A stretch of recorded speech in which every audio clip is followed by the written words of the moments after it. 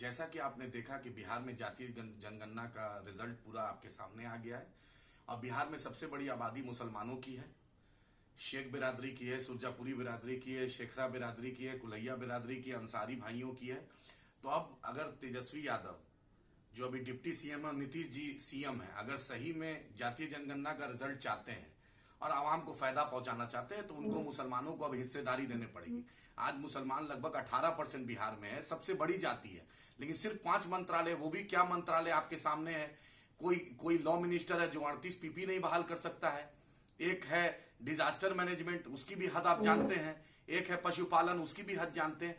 तो अब नीतीश जी और तेजस्वी यादव चाहते हैं, क्योंकि नीतीश जी आपको भी 8 बार मुख्यमंत्री हमने बनाया, लालू जी को हमने बनाया, रबड़ी जी को बनाया, तेजस्वी यादव को बनाया, तेज प्रताप जी को बनाया और हमने मीसा जी को बनाया। आपके सभी लोगों को हमने बना दिया, लेकिन मुसलमानों को हिस्सेदारी नहीं मिली है।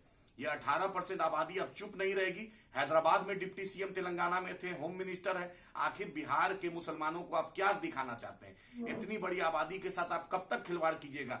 आपको चपरासी क्वार्टर से हमने शीशमहल पहुंचा दिया, लेकिन हमें क्या मिला? आप नीतीश जी मुख्यमंत्री 8 बार बढ़ गए, लेकिन शेरसवादी बिरादरी से एक भी मिनिस्टर नहीं, सुरजापुरी बिरादरी से नहीं, शेखड़ा बिरादरी से नहीं, अंसारी बिरादरी से नहीं। आखिर इन बिरादरियों के साथ नाइंसाफी क्यों हो रहा है? अगर नीतीश जी और तेजस्वी यादव और लालू जी सही में चाहते हैं जातीय आधारित जनगणना का फायदा इंसाफ करना चाहते हैं, तो अब इन बिरादरियों को हिस्सेदारी देने पड़ेगी। मुसलमानों को आबादी के हिसाब से हिस्सेदारी देने पड़ेगी।